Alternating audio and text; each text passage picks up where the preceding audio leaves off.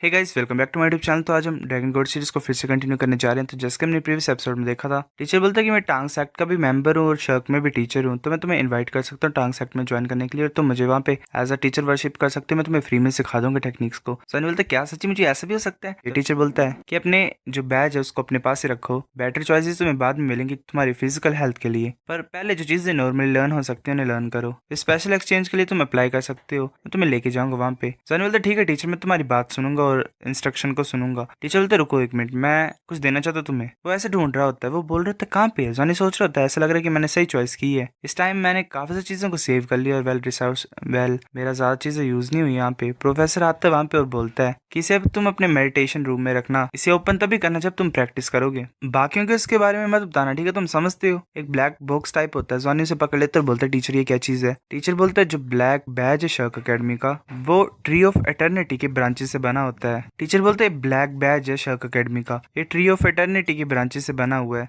जब तुम्हारी blood line restless होगी, वेल कुछ ज्यादा एक्साइटेड होगी, तो अपने पास रखना इसे, ये तुम्हारी हेल्प करेगा तुम्हें शांत होने के लिए। जॉनी सोच रहा होता है जो ब्लैक बैज है वो 10 पर्पल बैजेस से एक्सचेंज हो सकता है। किस तरह का बैज है ये? जॉनी बोल रहा होता है कि टीचर ये कुछ ज्यादा प्रीशियस है, मैं नहीं ले सकता इसे। टीचर गुस्सा करता है और बोलता है तुम बेवकूफ हो, मैं तुम्हें ऐसे दे रहा हूँ, मैं इसे वापस ले लूंगा अगर मेरे को ये वापस चाहिए होगा तो। ये सिर्फ तुम्हारी प्रैक्टिस में हेल्प करने के लिए, बकवास करना बंद करो, अगर तुम फेल हो जाओगे तो प्लीज मुझे वापस कर देना इसे। जॉनी बोलता है ठीक है। जॉनी सोच रहा होता है कि ये जो ट्रिप है ये जरा भी वेस्ट में नहीं गई। एज तो टीचर टांग सरफेस में जरा भी रिलायबल नहीं लगते हैं, पर ये सच्ची मुच्ची मेरे को सपोर्ट करते हैं। इसके बाद मेरे को सच्ची मुच्ची हार्ड वर्क करना पड़ेगा। फिर हमें जायो दिखाई देता है, ल्यूफेंग उसके सामने होता है। जायो बोलता है तुम लास्ट टाइम कुछ ज्यादा सीरियसली इंजर्ड थे, पर मैंने तुम्हें एक ऐसी चीज दी जो कि एक पर्पल बैच के वर्थ में थी, तुम उसे कब वापस दोगे मुझे? स्वानी ल्यूफेंग बोलता है क्या पर्पल बैच? मैं तो उसे खाना भी नहीं चाहता था।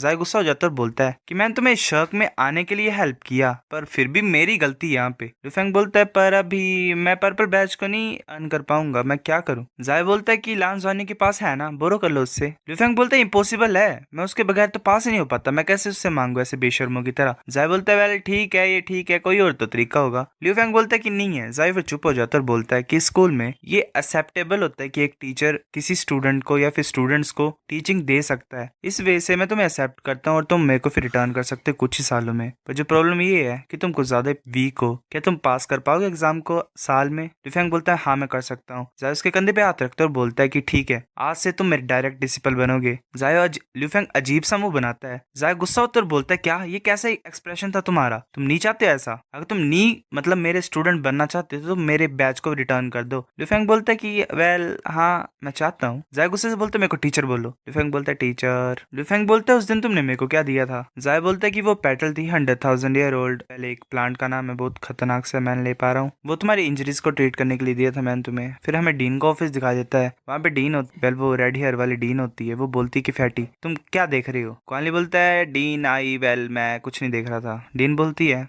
कि क्या तूने डिस्कवर कर लिया कि तुम अपने खुद के समन्स के साथ फ्यूज हो सकते? कॉनली बोलता है हाँ, जब मेरी स्पिरिचुअल पावर स्पिरिट सी रेलम में ब्रेक थ्रू कर रही थी वेल 500 पॉइंट से आगे, तब ऐसा हुआ। डीन बोलती है कि मेरे सामने झुको। कॉनली बोलता है क्या? डीन बोलते जल्दी करो, मैं तुम्हें एक्सेप्ट करती हूँ एज अ डायरेक्ट डिसिपल, मेरे को तुम्हारी ब्लड लाइन को स्टडी करना पड़ेगा, ये इंटरेस्टिंग है। कॉनली बोलते ठीक है। वो फिर ऐसे ही लेट जाता है, वेल माथा टेक लेता है एक तरह से। डीन बोलते क्या कर रहे हो तुम? कॉनली बोलते कि तुमने मेरे को बोला सामने झुकने के लिए, और ऐसा ही नहीं करते, मतलब टीचर और स्टूडेंट के रिलेशनशिप में झुकते हैं। टीचर बोलती कि तुम कुछ ज्यादा सोचते हो, नीचे देखो अपने फुट पे। फिर कॉनली नीचे देखता है, एक सर्कल टाइप होता है मैजिक का। कॉनली बोलता है क्या? तभी कुछ इल्यूजन टाइप हो रही होती है, उसकी दुनिया गोल गोल घूम रही होती है। कॉनली बोलता है ये कुछ ज्यादा वंडरफुल फीलिंग जैसी क्यों लग रही है? वेल चक्कर ही आ रहे होते हैं उससे एक तरह से। लिन बोलती है वेल ये सच्ची मुच्ची स्पिरिट सी रेलम ही है, ये सही है, पर तुम्हारा जो कल्टीवेशन बेस है वो कुछ ज्यादा ही बुरा है। डीन बोलती कि झुको, फील करो चेंजेस को, जो सी है तुम्हारी स्पिरिचुअल की, जो मार्शल साउल है तुम्हारी वो भी स्पेशल है, मतलब तुम्हें चेंजेस फील करने झुक के, सीधी सी बात है। जो स्पीड होती है प्योर कल्टीवेशन की वो कुछ ज्यादा स्लो होती है, तो ये अच्छा होगा अगर तुम स्पिरिचुअल पावर को भी एक्सरसाइज करोगे तो। कॉनली बोलते टीचर कितना ज्यादा लंबे टाइम तक मैं नील करना है मेरे को? टीचर बोलती है एटलीस्ट 24 आवर्स। अगर तुम इतने प्रसिस्ट नहीं कर सकती हो तो तुम्हारे पास वो चीज नहीं है, वो क्वालिफिकेशन नहीं है मेरे डायरेक्ट डिसिपल होने की, तुम्हें इतना तो करना पड़ेगा। कॉनली ऐसे बैठा होता सोच रहा होता मैं क्या करूं, मेरे को रेजिस्ट करना पड़ेगा। रेजिस्ट, फिर इसके बाद मैं वेल कूल एक्ट कर सकता हूँ और इस चीज के लिए प्राउड भी हो सकता हूँ। सकता हूँ। फिर हमें मेडिटेशन का रूम दिखाई देता है। जॉनी सोच रहा है चलो मैं इसे ओपन करता हूँ, देखता हूँ ये कैसे दिखता है। जॉनी जैसे बॉक्स को ओपन करता है, वो जो बैज होता है उससे लाइफ एनर्जी रिलीज हो रही होती है। जॉनी सोच रहे थे तो कुछ ज्यादा रिच लाइफ एनर्जी है। एक नई तरह की फीलिंग मेरी बॉडी में आ रही है। ये जो वर्टेक्स है मेरी चेस्ट के अंदर वो भी चेंज हो रहा है। वो फिर कुछ ज्यादा फास्ट तरीके से एनर्जी को ऑब्जॉर्व कर रहा होता है और रोटेट कर रहा होता है। जॉनी सोच रहा होता है कि जो स्पीड है रोटेशन की वो थोड़ी सी स्लो हो गई है और ऐसा लग रहा है कि जो ब्लड वर्टेक्स है वो ओवरवेलम्ड हो गया। वेल एक तरह से वो काफी एनर्जी को ऑब्जॉर्व कर रहा होता है। जॉनी हैरानी से बोलता है क्या? ऐसे जॉनी की गोल्डन और सिल्वर जो एनर्जीज होती हैं वो बाहर निकल आती हैं बॉडी से। जॉनी सोच रहे थे दोनों जो गोल्ड और सिल्वर एनर्जीज हैं वो आपस में सेपरेट हो गई और खुद बाहर निकल गई। वो दोनों एनर्जी जाती हैं और उस ब्लैक बैच को पकड़ लेती हैं। जॉनी की आइज भी एक गोल्डन हो जाती है और एक सिल्वर हो जाती है। जॉनी बहुत जोर से चिल्लाता है और एनर्जी को ऑब्जॉर्व कर रहा है तो उसके क्लोथ भी फट जाते हैं। मतलब हमेशा शर्ट ही फटती है। जॉनी सोच रहे थे नहीं ये तो कुछ ज्यादा फास्ट तरीके से ऑब्जॉर्व हो रहा है। जो ब्रेथ है ब्लड की वो भी इंक्रीज हो रही है कुछ ज्यादा फास्ट तरीके से। जॉनी ऐसे चिल्ला रहा होता है, उसके वेन्स भी मतलब दिख रही होती है सामने। जॉनी सोच रहा था अगर ऐसे कंटिन्यू होता रहेगा तो मैं फूट जाऊंगा इस एनर्जी के साथ। वो सोच रहा था नहीं नहीं। फिर ऐसे सडनली जो लांस जॉनी की स्पिरिचुअल सी थी वो चेंज हो गई। वेल हमें सच में सी दिखाई देती है। जॉनी सोच रहा होता है जो कंट्रोल है मेरे मेंटल पावर को वो वापस आ गया है। मेरे को ब्लड लाइन एनर्जी को वापस पाना पड़ेगा। जो वोर्टेक्स है उसे फिर से बनाना पड़ेगा। पर जो प्रॉब्लम वो अभी भी यहीं पे है। वो जो एनर्जी होती है वो गोल गोल घूम रही है। जॉनी सोच रहा है जो पावर है जो मेरी ब्लड लाइन रिलीज कर रही है वो तो काफी स्ट्रॉन्गर है पहले से। मेरी जो चेस्ट है वो बहुत ज्यादा अनकंफर्टेबल फील कर रही है। मैं क्या करूँ? फिर सोच रहा था मैं शांत हो जाता हूँ पहले। ये मेरे को प्रॉब्लम खुद ही सोल्व करनी पड़ेगी। क्या मैं मार्शल साउल फ्यूजन स्किल को यूज करूँ पावर ऑफ ब्लड लाइन को फ्यूज करने के लिए? नहीं, इसकी वजह से तो पूरा शायद मेडिटेशन रूम ही ब्लो हो जाएगा। वेट करता हूँ। अगर power of blood line Saul power को अब्जॉर्व कर सकती है और ये साथ में लाइफ एनर्जी को भी अब्जॉर्व कर सकती है तो अगर मैं इसे रिवर्स करूँ तो फिर ऐसे उसे अकल आ जाती है कि जैसे लाइफ एनर्जी से ब्लड लाइन एनर्जी मिलती है, ब्लड लाइन एनर्जी से स्पिरिचुअल एनर्जी मिलती है। जॉनी सोच रहा था क्या मैं पावर ऑफ ब्लड लाइन को यूज कर सकता हूँ और एक्सेस ऑफ लाइफ एनर्जी को साउल पावर एनर्जी में कन्वर्ट कर सकता हूँ? पहले ये ट्राई करने के लिए सही होगा। चलो पहले कलरफुल लाइट को ब्लड लाइन की पावर को स्टेबलाइज करने के लिए यूज करता हूँ। फिर जो लाइफ एनर्जी उसे गाइड करता हूँ, अब्जॉर्व करता हूँ और ऑपरेट करता हूँ रिवर्स में। फिर इंटरनल अब्जॉर्प्शन को चेंज करता हूँ। ऐसे साउल एनर्जी बाहर निकल रही होती है। जॉनी सोच रहे थे मेथड काम में है, ये अच्छा है। ऐसे लांस जॉनी कंटिन्यू करता रहा ट्रेनिंग प्रोसेस को। ऐसे एक्सेस लाइफ एनर्जी को वो अपनी साउल पावर एनर्जी में कन्वर्ट कर रहा था। जॉनी सोच रहा था वाओ यही मूवमेंट में जो मेरी साउल पावर वो इम्प्रूव हुई काफी ज्यादा फास्ट तरीके से। ये तो सिंपली शॉर्टकट है प्रैक्टिस करने का। फिर बोलते रुको, जो ब्लैक बैज होता है वो अपनी सारी एनर्जी को खो चुका होता है। जॉनी सोच रहा था मैं तो डर ही गया था, पर ये रिप्लेनिश कर रही लाइफ एनर्जी को वेल आउटसाइड वर्ल्ड से। मैं ये सोच रहा था कि ये टूट गया मेरे द्वारा। वेल जो लाइफ एनर्जी है वो उसने अब्सॉर्ब कर ली। फिर जो ब्लैक बैज होता है ये आउटसाइड से भी अब्सॉर्ब कर पाता है, रिचार्जिंग की तरह एक तरह से। जॉनी सोच रहा था सही है, मैंने एक अच्छा कल्टिवेशन मेथड को फाइंड कर लिया जो मेरे को सूट करता है बेस्ट तरीके से। जो डिकम्पोज ब्लड लाइन एनर्जी होगी वो फ्यूज हो जाएगी, मेरी साउल पावर ऐसे फास्ट तरीके से इंप्रूव होगी। वेल एक तरह से लाइफ एनर्जी को ये यूज कर पा रहा है ब्लड लाइन पावर को इंक्रीज करने के लिए और साथ में ही साउल पावर को भी। पर इन सभी के लिए वो सोच रहा था पर इन सभी के लिए मेरे को लाइफ एनर्जी चाहिए काफी ज्यादा। फिर ऐसे वो एक जगह पे बैठे थे क्लासरूम में। जाय बोल रहा था कि जो कॉलेज के रूल्स है वो क्लियरली रिटर्न है, मैं रिपीट नहीं करूंगा। मैं रिस्पॉन्सिबल हूँ तुम्हें टीच करने के लिए और तुम कैसे मास्टर बन सकते हो बैटल आर्मर में। तुम्हारे पास 2 साल है तुम्हारा अपना बैटल आर्मर बनाने के लिए, शायद ये एक रोबोट टाइप। अगर वो नहीं होगा उस टाइम में तो तुम स्कूल को छोड़ सकते हो। जॉनी हैरान होता है। वो फिर जाय बोल रहा होता है और जो स्टैंडर्ड्स हैं इनर कोड में वो ये है कि तुम्हें बैटल आर्मर मास्टर 3 तक बनना पड़ेगा और तुम्हारी जो साउल पावर है उसे तुम्हें लेवल 70 तक पहुंचाना पड़ेगा। जॉनी बोल रहे तो वाह जो शर्क एकेडमी के स्टैंडर्ड है वो तो बहुत ज्यादा खतरनाक है। जाय बोले तुम देख सकते हो। वो वेल विंडो के बाहर दिखा रहा होता है जहाँ पे ट्री ऑफ इटर्निटी होता है। वो बोल रहा होता है कि जो ट्री ऑफ इटर्निटी है वो इस एंटायर पेरेंट प्लेनेट का कोर है, मतलब लाइफ का कोर है। ये इस तरह से इवॉल्व और मदर प्लेनेट को इस तरह से बना दिया इसने। इस ट्री के ऊपर एटर्नल स्काई सिटी है, वहाँ पे रियल शर्क एकेडमी है और वहाँ पे इनर कोर्टयार्ड है शर्क एकेडमी का। तुम वहीं पे तभी जा सकते हो अगर तुम डिस्पल बन जाओगे इनर कोर्टयार्ड के। तो जॉनी सोच रहा होता है क्या इनर कोर्टयार्ड इटर्नल ट्री के ऊपर है? एक बच्चा बोल रहा था क्या सिटी है वहाँ पे? इटर्नल स्काई सिटी, वो लेजेंड वाली। जाय बोलता है कि हमने कुछ ज्यादा ऑफ टॉपिक बातें कर ली हैं, चलो अब क्लास को स्टार्ट करते हैं। चलो मैं तुम्हें ब्रीफली बताता हूँ कि प्रोसेसेस क्या होती हैं बैटल आर्मर को बनाने की। डिजाइनिंग, फोर्जिंग, एनग्रेविंग और कोर सर्कल वगैरह। जॉनी सुन रहा होता है। जाय बोलता है कि इन 2 सालों में तुम चूज कर सकते हो अपनी सेकंड जॉब को जिससे तुम स्टडी करना चाहते हो और एक सर्टेन लेवल में तुम पहुंच सकते हो, पर एटलीस्ट इस साल में तुम्हें करैक्टर बैटल आर्मर तो बनाना ही पड़ेगा। और ऐसा ही है, क्लास को एंड होने से पहले हम क्लास लीडर को चूज करेंगे। लांजानी तुम क्लास लीडर होगे, युआनन तुम वाइस होगे, ठीक है। जो पोजीशन होगी क्लास लीडर की वो हर मंथ चेंज होगी। 1 साल बाद सभी ऑफिशियल क्लास लीडर के लिए वोट करेंगे, ऐसे भी क्लास एंड हो जाती है। जानी बोलते टीचर क्वान ली ने छुट्टी के लिए बोला था, क्या वो ठीक है? जाया बोलता है कि उसके मेंटर ने उसे परमिशन दी है लीव के लिए, वो किसी तरह की स्पेशल ट्रेनिंग कर रहा है, तुम चिंता मत करो। फिर ऐसे आफ्टरनून में लान ज़ान्यू टांग ज़ेनहुआ के साथ एक्सचेंज सेंटर में गया शर्क अकेडमी के। वो वहाँ पे पहुंच जाते हैं। गेस्ट रूम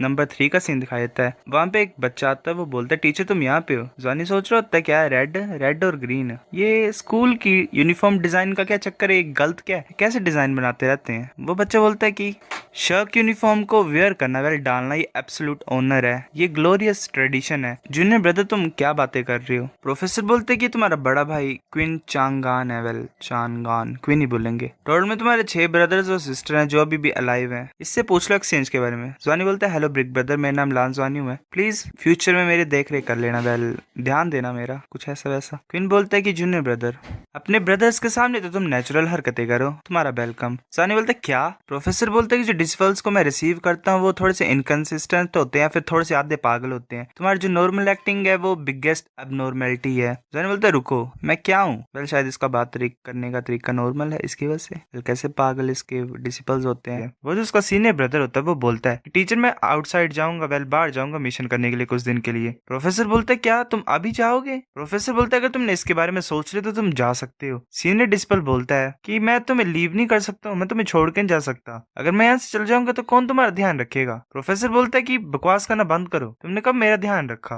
तुम कुछ बोलना चाहते हो तो बोल दो, सीधी बात है। सीनियर डिसिपल होता है वो बोलता है कि टीचर तुम। प्रोफेसर बोलता है कि मुंह बंद करो अपना, ठीक है? जो पहले तुमने जो मेरे से उधार लिए पहले उसे वापस करो, वो एक ब्लैक बैज है। और जो सीनियर डिसिपल होता है वो चुप हो जाता है, फिर बोलता है कि चलो पहले जूनियर ब्रदर के बारे में बात करते हैं। जूनियर ब्रदर चलो मैं पहले इंट्रोड्यूस करता हूँ तुम्हें। ज़ानी सोच रहा था कि जिस स्पीड से बिग ब्रदर का फेस चेंज हो रहा है वो तो कुछ ज्यादा फास्ट है। क्या ये कंटेंट है क्या परफॉर्मेंस डिपार्टमेंट का जो कि टीचर टांग सिखाता है? जिसका सीनियर ब्रदर होता है वो एक जगह पे खड़ा होता है, बोलता है चलो देखते हैं पहले व्हाइट बैज। जो कंटेंट होता है इस लिस्ट का वो कॉन्स्टेंटली अपडेट होता रहता है। जो एडवांटेज होता है वीआईपी रूम का वो ये होता है कि वो अपॉइंटमेंट के साथ एक्सचेंज हो सकता है। चलो पहले देखते हैं कि तुम्हारा इस लिस्ट में किस चीज में इंटरेस्ट बन रहा है। जन चलो मैं देखता हूँ। जन हैरान होता है आगे की तरफ देख के, वहां पे कुछ लिखा होता है रिडम्पशन गोल, आउटयार्ड कोड, ब्यूटी रैंकिंग वगैरह लिखा होता है। सीनियर ब्रदर बोलता है कि ये स्टूडेंट ने खुद पोस्ट किया है, स्टूडेंट भी पोस्ट डाल सकते हैं रिडम्पशन कंटेंट के ऊपर। जवानी सुन के हैरान होता है। सीनियर ब्रदर बोलता है कि जूनियर ब्रदर मैं तुम्हें याद दिलाना चाहता हूँ ज्यादा मत दूर जाना, ठीक है? जो कंटेंट पोस्ट किया जाता है वो स्कूल रिव्यू करता है, शायद पता नहीं उल्टा सीधा डाल दे तो उसके लिए मना कर रहा है। प्रोफेसर बोलता है हाँ किसी ने अडल्ट वाला कंटेंट डाल दिया था और उसकी वजह से बहुत बड़ा लार्ज फाइन पड़ा उसके ऊपर। सीनियर ब्रदर बोलता है कि टीचर अगर तुम ऐसी बातें करते रहोगे तो मेरी तरह एक डिसिपल तुम खो दोगे। यही है एक इंसान जो कर सकता है। वाओ। ज़ानी बोलता है मैं अपनी कल्टीवेशन फीलिंग्स को पब्लिश कर सकता हूँ आइटम के एक्सचेंज में। वेल कल्टीवेशन फीलिंग यानी जो जिस तरीके की कल्टीवेशन टेक्निक के फाइंड कर रहा है या नए वेज को फाइंड कर रहा है वो यहाँ पे पब्लिश कर सकता है। सीनियर ब्रदर बोलता है हाँ ऑफ कोर्स तुम कर सकते हो। बोलते ठीक है मैं पोस्ट करना चाहता हूँ। तो जॉनी बोलता है मैं पोस्ट करना चाहता हूँ कि कैसे ट्विन मार्शल सोल्स के बीच में जो कॉन्फ्लिक्ट होता है उसे सोल्व करना लाइफ एनर्जी की हेल्प से। क्या तुम कर सकते हो? क्या मैं कर सकता हूँ ऐसा बिग ब्रदर? सीनियर ब्रदर काफी हैरान होता है और बोलता है क्या ट्विन मार्शल सोल? क्या तुम सच्ची मुझे इसे पब्लिश करना चाहते हो जूनियर ब्रदर? ये इन्फॉर्मेशन कुछ ज्यादा प्रीशियस है और तुम इंश्योर करते वेल कि सच्ची बात लिखोगे तुम यहाँ पे। जॉनी बोलता है ऑफ कोर्स ये ट्रू है पर ये लिटिल डिफिकल्ट होगा बाकियों के लिए यूज करने के लिए। प्रोफेसर बोलते हैं कि इसकी जो इनिशिएट लाइफ एनर्जी की एफिनिटी वो कुछ ज्यादा ही है। सीनियर ब्रदर हैरानी से बोलता है क्या सच्ची? तुम तो सच्ची मुझे कुछ ज्यादा अच्छे हो। वो बोलता है कि ये पब्लिश हो सकता है पर येलो रिक्वायर होते हैं ऐसा करने के लिए। जॉनी बोलता है क्या कोई एक्सचेंज भी करेगा? सीनियर ब्रदर बोलता है हाँ कुछ है। पीपल तभी बिलीव करते हैं जब जो प्राइस हो वो एक्सपेंसिव हो। वेल येलो के बेसिस पे रख रहे हैं इन्फॉर्मेशन को। प्रोफेसर बोलते हैं कि इस चीज के बारे में तुम इससे पूछ सकते हो क्योंकि इसके पास एबिलिटी है लोगों को बेवकूफ बनाने के लिए। ये नंबर 1 है स्कूल में इन चीजों के लिए। सीनियर ब्रदर बोलते हैं कि टीचर तुम मेरे को कैसे एक्सपोज कर सकते हो? ऐसे में जूनियर ब्रदर के साथ कैसे फ्रेंडशिप रख पाऊंगा फ्यूचर में? फिर ऐसे ही विन चांगयान के गाइडेंस के अंदर लान ज़ान्यू ने अपने जो इन्फॉर्मेशन थी उसे रिलीज कर दिया। फिर ऐसे वो बार बार रिडम्पशन लिस्ट के ऊपर देख ही रहा था। फिर ऐसे ज़ान्यू एक चीज को देखता है, वहां पे लिखा होता है 1 लीटर वाटर ऑफ सीगोड लेक। ज़ान्यू बोलता है ये की चीज है? क्या 1 लीटर उस लेक का पानी इतना ज्यादा एक्सपेंसिव है? क्या हम खुद वहां पे जाके ले नहीं सकते हैं? सीनियर ब्रदर बोलते हैं कि सीगोड का जो लेक होता है उसे प्रोटेक्ट किया जाता है। तुम्हें पता है कितना ज्यादा प्रीशियस है वो चीज? ये हमारे स्कूल के लिए ही है, मतलब अच्छी ये हमारे इंटरनल वेलफेयर के लिए ये स्कूल के जो सीगोड लेक का वाटर है उसे वाटर ऑफ लाइफ भी बोला जाता है, वो बहुत ज्यादा वैल्यूएबल है। लुजंग बोलता है तो मैं ट्राई कर सकता हूँ। प्रोफेसर बोलता है इसे रिडीम मत करो, तुम 1 आवर वैसे भी सीगोड लेक में कर सकते हो स्पेंड। सीनियर ब्रदर बोलता कि टीचर ये जो लिस्ट में थी चीज ये ज्यादा अच्छी है, क्योंकि अगर ऐसे वहां पे जाना होगा सीगोड लेक में तो 3 येलो बैजेस लगते 1 घंटे की प्रैक्टिस के लिए। सनी सोच रहे थे तो कुछ ज्यादा एक्सपेंसिव है। टीचर बोलते तुम्हें क्या ही पता है, इसके पास हाई एफिनिटी है लाइफ एनर्जी के लिए, तो ये ज्यादा ऑब्जर्व कर पाएगा, तो ऑब्वियसली वर्थ है। जॉनी बोलता ठीक है मैं ऐसे करूंगा। जॉनी सोच रहा होता है कि ये ग्रेट है, अब मैं इनफ लाइफ एनर्जी को पा सकता हूँ। फिर वो एक जगह पे जाते हैं, वहां पे एक इंसान खड़ा होता है, वेल गार्ड टाइप ही। वो बोलता है फ्रेंड्स इतनी दूर से आए तो ऑफ कोर्स मैं हैप्पी हूँ तुम्हें वेलकम करने के लिए। स्लोपी गोस्ट तुम यहाँ पे क्यों आए हो, मेरे पास क्यों आए हो तुम? प्रोफेसर बोलता है कि टांग्यू क्या तुम मरना चाहते हो? टांग्यू बोलता है कि तुम अभी भी गुस्से के तरीके से बात कर रहे हो, ब्रदर ज़ैनू यहाँ पे कर क्या रहे हैं? प्रोफेसर बोलते है मेरा न्यू डिश। ज़्वान्यू जल्दी ग्रीट करो टीचर टांग्यू को। ज़्वान्यू बोलता है हेलो टीचर टांग्यू। टांग्यू बोलता है इतना बुरा नहीं है, मैंने एक्सपेक्ट नहीं किया था कि स्लोपी गोस्ट के पास भी ऐसा स्टूडेंट होगा, तो मेरे पास क्यों नहीं आ जाते मतलब ट्रांसफर करके? ज़ैनू बोलता है कि कैसे, क्या तुम रेडी हो डिसिपल को एक्सेप्ट करने के लिए? टांग्यू बोलता है कि मैं मजाक ही कर रहा हूँ, तुम्हें पता मैं बहुत ज्यादा लेजी हूँ। प्रोफेसर बोलता है कि तुम्हारी जिंदगी में है ही नहीं कुछ एम्बिशियस। वेल मैं अपने डिसिपल को यहाँ पे इसलिए लाए ताकि वो 1 घंटा एक्सचेंज कर सके वेल टाइम। टांग्यू बोलता है कि 3 येलो बैजेस लगेंगे, इतना तुम कर ही सकते हो उसके लिए, है ना? प्रोफेसर बोलता है कि वेल मेरा डिसिपल चैंपियन है सेशन का, जो बैजेस है वो उसकी खुद की हार्वेस्ट है। टांग्यू बोलता है क्या चैंपियन डिसिपल, वो तुम्हारे पास आया? डीन ने एग्री किया और इसके लिए? प्रोफेसर बोलता है कैसे तुम साथ में नहीं है पर हमारे दिल अभी भी जुड़े हुए हैं। टांग्यू बोलता है कि ये सेम बात तब बोलना जब वो सामने होगी, चलो अब चलते हैं। वो वैसे जा रहे होते हैं अंदर की तरफ। जॉनी जैसे एंटर करता है, वेल घर टाइप में एंटर होता है, तो लाइफ एनर्जी उसे बहुत खतरनाक तरीके से कवर कर रही होती है। टांग्यू बोलता है क्या लाइफ एनर्जी और फिजिक, क्या ये जो चैंपियन डिसिपल है इसके पास हाई एफिनिटी है लाइफ एनर्जी के लिए? मुझे नहीं पता कैसे हो रहा है। प्रोफेसर बोलता है कि वेल काफी सारी चीजें होती हैं जिनके बारे में तुम्हें पता नहीं है, चलो इसे प्रैक्टिस करने देते हैं। वो फिर जैसे जॉनी एंटर करता है आगे लेक होता है। जॉनी सोच रहा था कि जो लाइफ एनर्जी वो काफी ज्यादा हाई है यहाँ पे, और जो टोटल अमाउंट है वेल वो भी ज्यादा ही है। प्रोफेसर बोलता है कि जो लिली लीव्स दिख रही है ना तुम्हें, वहां पे जाओ और बैठ जाओ। जॉनी जैसे जाता है अंदर लेक के अंदर और बैठ जाता है, तो काफी ज्यादा लाइफ एनर्जी उसे कवर कर रही होती है। टांगी बोलता है कि नहीं इसे बाहर आने दो, जो बच्चे की लाइफ एनर्जी वो कुछ ज्यादा हाई है, इतने ज्यादा ऑब्जर्व करने से उसकी जो बॉडी है वो ब्रस्ट आउट हो जाएगी। जॉनी ऐसे बैठा होता है, वो सारी जो लाइफ एनर्जी होती है उसे अपने सर्कल्स में डाल रहा होता है अंदर वालों को। वो फिर अपनी आईज को क्लोज कर लेता है और मेडिटेट करने लग पड़ता है। प्रोफेसर बोलता है ये स्टेबल है। टांगी उसे कॉलर से पकड़ लेता है और बोलता है इस बच्चे की लाइफ एफिनिटी कितनी है? प्रोफेसर बोलता है मुझे भी नहीं पता, तुम्हें ज्यादा नहीं पता होना चाहिए इस चीज के बारे में। टांगी बोलता है तुम्हें नहीं पता, और तुम्हारी इतनी हिम्मत इसे यहाँ पे लाने के लिए बिना मतलब पता किए? वो ऑलमोस्ट मर ही जाता है यहाँ पे। अगर ऐसी बात होती तो जो मेरे टीचर थे वो तुम्हें जाने नहीं देते। इस बच्चे की लाइफ एनर्जी एफिनिटी एटलीस्ट 90% है। इसका जो लेवल है वो मेरे टीचर के लेवल के अकॉर्डिंग है, वेल सेम टू सेम। क्या जो ट्री है वो ओल्ड हो गई है तो इम्पॉसिबल है। मैं अपने टीचर को इनवाइट करता हूँ अभी। वो बोलता है कि ये कुछ ज्यादा ग्रेट है, हमें फाइनली कोई मिल गया है। प्रोफेसर बोलता है कि ब्रदर यू नहीं, ये मेरा डिसिपल है। टांगी उड़ जाता है ऊपर की तरफ। वो बोलता है तुम्हें पता नहीं है सिग्निफिकेंस के बारे में, 90% एफिनिटी का जो पीपल होता है उसकी। ये बिग न्यूज है सी गॉड पेविलियन की मीटिंग में। ये चाइल्ड सिर्फ हमारे स्कूल को बिलोंग करता है। प्रोफेसर बोलते क्या क्या मैं बेवकूफ हूँ, मैं क्या करूँ? नहीं ऐसा नहीं करने दे सकता, मैं अपने डिसिपल को नहीं दे सकता हूँ इन्हें। वो फिर ऐसे ही फोन कर लेता है और बोलता है वाइफ। वो चलाता नहीं काटो मत फोन डीन, ये सही बात नहीं है। पहले इसने पहले वाइफ बोला तो वो फोन कट करने वाली थी। फिर ऐसे साल कम्युनिकेटर से टांग ज़ैनहुआ ने सब कुछ बता दिया कि क्या हुआ अभी। डीन बोलते कि टांग ज़ैनहुआ क्या तुम बेवकूफ हो, पागल हो गया तुम? क्या किया तुमने अभी? इतनी ज्यादा बेवकूफी वाली हरकत तुमने कैसे की? वो कुछ ज्यादा गुस्सा होती है और ऐसे चिल्ला रही होती है उसके ऊपर। अगर मेरे पीपल को वो ले जाएंगे तो मैं तुम्हें मार दूंगी। ज़ैनहुआ बोलता है चिंता मत करो, मुझे भी पता नहीं था इसके बारे में। डीन बोलती है कि मैं अपने टीचर को भी बोलती हूँ जॉनी को जाने मत देना। कॉनली बैठा होता है डीन के रूम में और सोच रहा होता है क्या ये जॉनियान के बारे में बात कर रहे हैं। लांस जॉनियन ऐसे बैठा हुआ होता है, उसे कुछ पता नहीं लग रहा होता आउटसाइड में क्या हो रहा है। वो पूरी तरह से सी ऑफ लाइफ में इमर्ज हो गया था और उसकी जो ब्लड लाइन थी वो भूखों की तरह अब्सॉर्ब कर रही थी लाइफ एनर्जी को। डीन वहां पे पहुंच जाती है और बोलती क्या तुम बेवकूफ हो इडियट, और वो उसे किक मारती है। प्रोफेसर बोलते कि मुझे कैसे पता होता कि ऐसा होगा? जब एग्जामिनेशन हुई थी तो तुमने इसकी एनर्जी एफिनिटी ऑफ लाइफ को क्यों नहीं मेजर किया था? डीन बोलती है कि वो थोड़े टाइम में टेस्ट हो जाना था, अब किसे पता कि तुम इसे यहाँ पे ले आते। प्रोफेसर चुप होता है। डीन बोलते एक सेकंड रिंग स्पिरिट मास्टर इतना ज्यादा लाइफ एनर्जी को ऑब्जर्व कर रहा है, ये काफी स्ट्रेंज है कि इसकी जो बॉडी है वो फूट नहीं रही है, इसे जगा दो अभी और यहाँ से ले जाओ। प्रोफेसर बोलते हैं कि क्या वापस ले जाओ इसे, पर 1 घंटा तो अभी खत्म ही नहीं हुआ है। डीन बोलती है कि तुम बेवकूफ हो गया, तुम यहाँ पे वेट कर रहे हो ताकि शूलाओ यहाँ पे आए और इसे यहाँ से ले जाए। प्रोफेसर बोलता है हाँ चलो पहले जो बैजेस हमने खो दिए यहाँ पे उनके बारे में बात करते हैं। डीन चलाती है और बोलते तुम बेवकूफ हो क्या? जितनी ज्यादा इसकी अब्जॉर्प्शन स्पीड है, जो लाइफ एनर्जी इसने 1 मिनट में अब्जॉर्व की है, वो 3 बैचेस से ज्यादा है। इसे जल्दी बाहर निकाल लो। डीन बोलता ठीक है वो आगे, प्रोफेसर बोलता ठीक है वो आगे की तरफ जा रहा था, अभी लाइफ एनर्जी वहां पे गैदर होती है और एक मार्शल आर्टिस्ट वहां पे आ जाता है, वेल कल्टिवेटर। वो बोलता है इसे टच मत करना, वो शूलाओ होता है। उसे देख के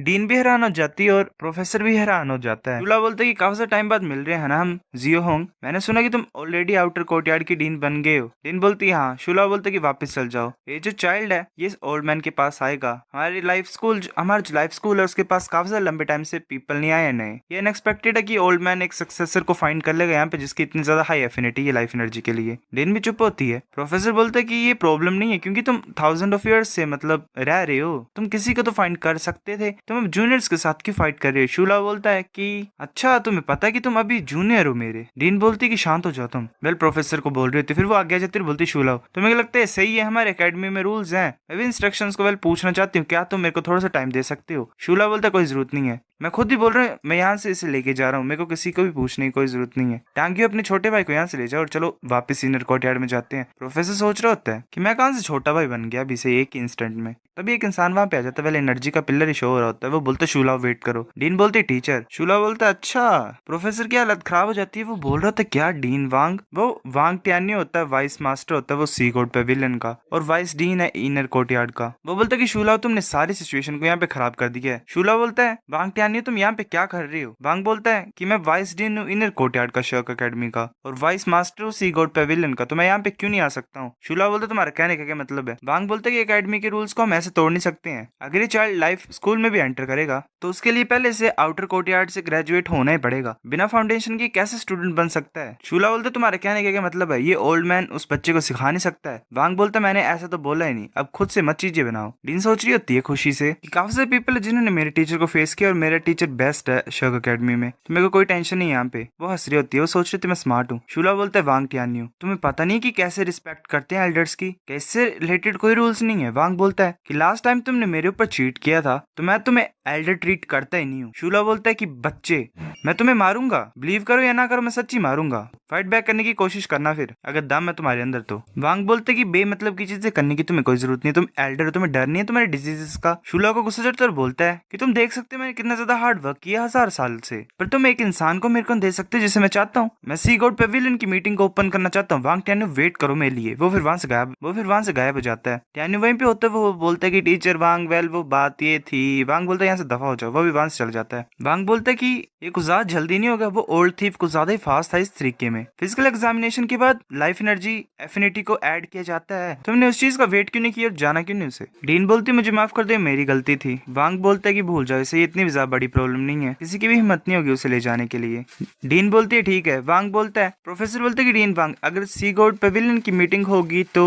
वांग गुस्से से बोलता कि इससे तुम्हें कोई मतलब नहीं है, ठीक है याद रखना, याद करो मैंने तुम्हें क्या बोला था लास्ट टाइम पे। प्रोफेसर डरता और बोलते कि कोई जगह है मेरे को जहाँ पे जाना है मेरे को। वहां से भागने की कोशिश कर रहा होता है। वांग उसे पकड़ लेता है एक क्यूब टाइप में और वहां से गायब हो जाता है। डीन बोलते क्या अरेस्ट हो गया? वो बोल रही होती है कि इतना भी हार्श मत होना टीचर उसके ऊपर। फिर रात हो जाती है। ऐसे ही ज़्वान्यू अपने आइज को ओपन कर लेता है और सोच रहा होता है जो मेरी पूरी बॉडी है वो पेनफुल फील कर रही है, जो ब्लड लाइन वोर्टेक्स है मेरी चेस्ट के अंदर वो फ्रोज हो गया, ऐसा लग रहा है कि वो खा रहा है बेबी। वो हैरानी से फिर देखता है यहाँ पर, बोलते इतना सा डार्क कैसे हो गया, ये हुआ क्या? वो बाहर आ जाता है। प्रोफेसर बोलते तुम वापस आ गए। ज़्वान्यू उसे देख के बहुत ज्यादा हैरानी से चिल्लाता है क्योंकि वेल प्रोफेसर का मुंह सूजा होता है और सिर में भी लगी होती है उसे। प्रोफेसर उसे किक मारता है और बोलता है कि बच्चे सब कुछ तुम्हारी वजह से हुआ है। ज़्वान्यू बोलता है कि मैंने तो तुम्हें रिकॉग्नाइज ही नहीं किया टीचर। प्रोफेसर बोलते कि हिलो मत, मेरे को चेंजेस को फील करने दो, चलो देखते हैं। वो ज़्वान्यू की चेस्ट पे टच करता है। वो सोच रहा था कि ये बच्चा लकी है, इसकी साउल यहाँ पे इफेक्ट नहीं हुई है। वो बोलता है कि जैसे तुमने पहले बोला था तुम सच्ची मुच्ची एक्सेस लाइफ एनर्जी को चेंज कर सकते हो। ज़्वान्यू बोलता है हाँ मैं एक्सेस लाइफ एनर्जी को साउल पावर में कन्वर्ट कर सकता हूँ। प्रोफेसर सोच रहा होता है कि इस बच्चे ने मेरा बेकार सा लुक देख लिया है। वो फिर वहां से भागते हुए बोल रहा होता है कि जो लाइफ एनर्जी तुमने ऑब्जर्व की है वो 1 मंथ के लिए डाइजेस्ट करने के लिए है। जब तुम इसे डाइजेस्ट कर बैठोगे तो ये फिर मैं एस्टिमेट कर सकता हूँ कि तुम्हारी 3rd रिंग जो है वो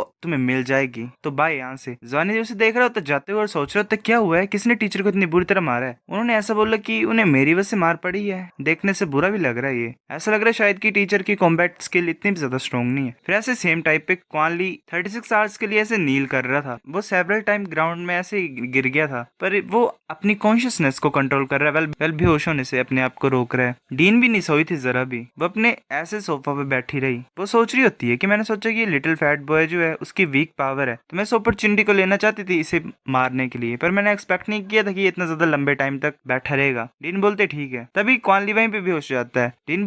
डीन जोर से चलाते हुए बोलते फैटी। वो सोच रही होती है कि वेल इसकी सी ऑफ स्पिरिचुअल में कोलैप्स के साइन है। वो एक एलिक्सर की बोतल को निकाल लेती है और क्वानली के मुंह को ओपन करती है और उसे पिला देती है। डीन सोच रही होती है कि मेरे को गुस्सा नहीं होना चाहिए था, मेरे को किसी और इंसान का गुस्सा इसके ऊपर नहीं निकालना चाहिए था, ये मेरी गलती है सारी। फिर ऐसे सेकंड डे ऑफ स्कूल का सीन दिखाया जाता है। एक पर्सन आता है वहां पे, बोलते जायो बोलते कि क्वानली आज भी नहीं आएगा, किसी ने लीव मांगी उसके लिए। लुफेंग बोलते क्या फैटी ने दोबारा लीव मांगी है? जायो बोलता है फिर कि जो आफ्टरनून है उसमें स्टिमुलेशन कैबिन कॉम्बैट क्लास है, तुम लॉग इन कर सकते हो अपने न्यू अकाउंट के साथ जो कि तुम्हारा स्कूल का अकाउंट है, और तुम्हें जितनी भी परमिशन है वो वेल अडल्ट वाली मिल जाएंगी। वेल ये अब सभी एरियाज में घूम सकते हैं। एक बच्चा बोलता है क्या? साय बोलता है कि नेक्स्ट वीक में तुम डावलॉग कॉइन को शर्क बैजेस के साथ एक्सचेंज कर सकते हो। वेल डावलॉग कॉइन वो जो वर्ल्ड में मिलते हैं उसमें, और बात यह है कि जो एक्सचेंज रेशियो होगी वो ये होगी कि 1000 डावलॉग कॉइन से एक बैज मिलेगा तुम्हें व्हाइट, 15 डावलॉग कॉइन से तुम्हें एक येलो बैज मिलेगा, और जो एक्सचेंज पर्पल बैज के लिए वो भी ओपन ही हुआ है। जानी सोच रहा था एक वीक मैं ऐसा क्या कर सकता हूँ जिससे मैं ज्यादा डावलॉग कॉइन्स को अर्न कर सकूं और जिससे मैं फिर शर्क बैजेस को एक्सचेंज कर सकूं।